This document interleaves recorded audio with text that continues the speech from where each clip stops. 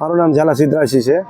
હવે અત્યારે મેન મુદ્દો અમારો એ જ છે કે મારવાડીના વિદેશના જે સ્ટુડન્ટ છોકરા છોકરીઓ જે અહીંયા ભણવા માટે આવે છે એ લોકોને મારવાડી કેમ્પસની અંદર જ રહેવાની સુવિધા હોવી જોઈએ।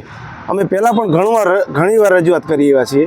આનાથી અમને બહુ તકલીફ છે। જે અહીંયા લોકલમાં જે લોકો રહે છે, અહીંયા જે નવી સોસાયટીઓમાં જે મકાન ઇન્વેસ્ટ કરી અને ભાડે આપી દે છે, એ લોકોથી અહીંયાના જે જનતા જે રહે છે એ લોકોને મારવાડી, ગવરદળ, અડાળા આ બધા વિસ્તારમાં બહુ જ ત્રાસ છે એ લોકોનો।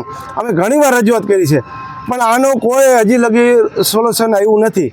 અને હવે તો એ લોકો એવું કરે છે કે ગુંડાગર્દી અને મારપીટ કરે છે, અને એ લોકોનો મોટું જૂથ ભેગું થઈ જાય છે, અને એકલા કોઈ હોય કે એક બે જણા હોય તો એની ઉપર મારી પણ અટેક પણ કરી લે છે। અને ખાધે પીધે માંસ મચ્છી ખાધેલા હોય છે, હાઈટ બોડીવાળા હોય છે, તો એ લોકો એક બે જણાને તો કોઈનું ગનહાર એમ નથી।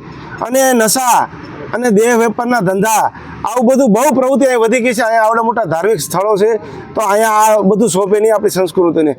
ગ્રામજનો આમાં શું કે આ તો મારવાડીનું આ વિચારવું જોઈએ। આજથી આ કાંઈ આજકાલનું ન હોય ને, આજ 5-7-10 મહિના પહેલાંનું આ બધી આવે એટલે અમારો કહેવાનો એ જ છે કે આજે ઝાઝા સમયથી આ હાલે છે દેહ વેપારનું ને આ બધું જે હાલે છે ને, અત્યારે ઓનલાઈનમાં એની લિંકો આવે છે, જેમાં એપ્લિકેશનો છે જેમાંથી રતનપુરનું નામ ખરાબ થાય છે કે એના નામ ઉપર એડ્રેસ આવે છે, બધા લોકેશન દેખાડે છે। આ છોકરીઓ બધી આંકડે જે રૂમ રાખ્યા હોય છે એમાં કાયદેસરના બધા ફોટા રેટ બધું દેખાડે છે।